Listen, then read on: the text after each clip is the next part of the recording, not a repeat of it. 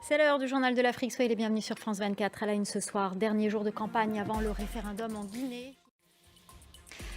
Les soutiens du général Mamadi Doumbouya se mobilisent à Conakry. C'est le dernier jour de campagne pour le référendum constitutionnel. Les électeurs sont appelés à s'exprimer ce dimanche, mais le climat politique est tendu. Les principaux leaders politiques en exil appellent au boycott du scrutin. La correspondance de Malik Diakité.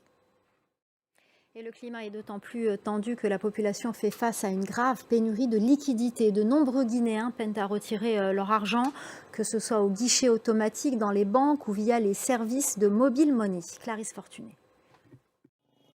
Et on vous parle ce soir de la rentrée scolaire en République démocratique du Congo. La gratuité de l'enseignement est mise à mal dans les écoles de l'Est du pays.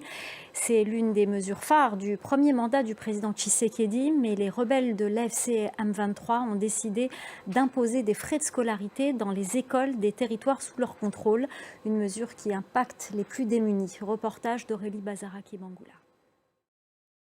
Le célèbre titre Bohemian Rhapsody du groupe Queen a récemment été adapté en zoulou par l'une des chorales sud-africaines les plus célèbres du pays.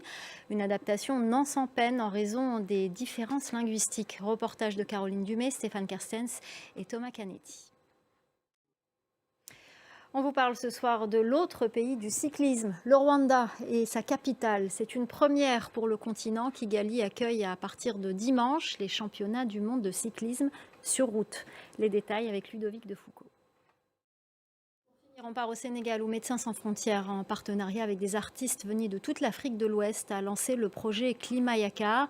Mao Sidibé, Def Mamadef ou encore les danseurs de l'école du sable s'engagent à délivrer un message sur l'urgence climatique et ses impacts sur la santé. Voilà, c'est la fin du journal de l'Afrique. Merci aux équipes en régie. Merci à notre chef d'édition, Célia Caracena. Merci à nos correspondants et merci à vous pour votre fidélité. Restez avec nous. L'info continue sur France 24.